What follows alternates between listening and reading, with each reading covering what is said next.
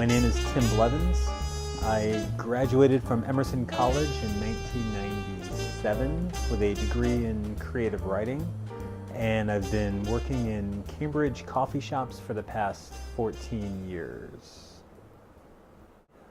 And you're in the process of making your first feature-length film? Yeah, we'll call it a full-length feature. Want me to say that? Feature? Sure, sounds fancy. What is your movie called? My movie's called Substitute Culture.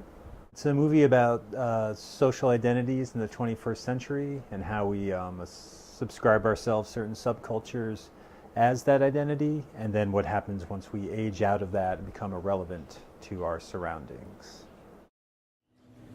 Heterosexual bandwagon? He's just playing guitar. No.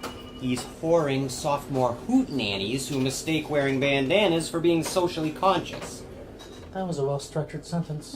When you first started writing that movie, what subculture did you identify and then grow out of? Sure.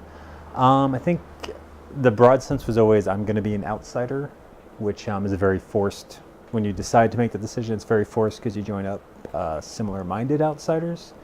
So I think I was the true artist who would never sell out, which... Excuse me.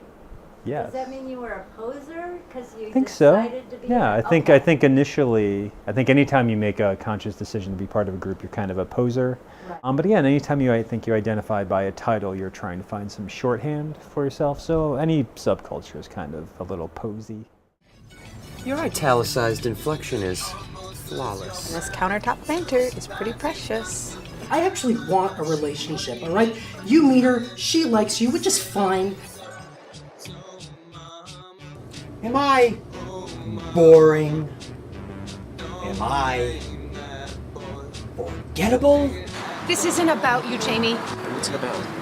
It's about you. And Posing. you aged out of the subculture, the outsider subculture. By You becoming, aged out. I aged out, and I think by aging became an outsider in some ways. I think working in coffee shops, especially. You got what you wanted. Well, I got what I wanted and did not enjoy it. So your next movie you could call A True Outsider. The next movie, hopefully if there is one, if it's personal like this one, I think I'll have to move through whatever this current phase is to write something new. I mean, I think this movie, because I've been writing it for 12 years and then in production for 4 years and living it for a period of that time, I think moving out of it made me kind of put an end to the story and be able to kind of see what it's about. I just feel like I've done this all before. This whole scene playing around in my head, it just seems so rehearsed. I hit every mark.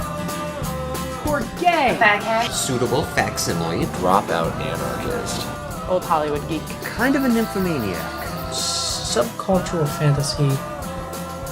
I guess we are only who they say we are.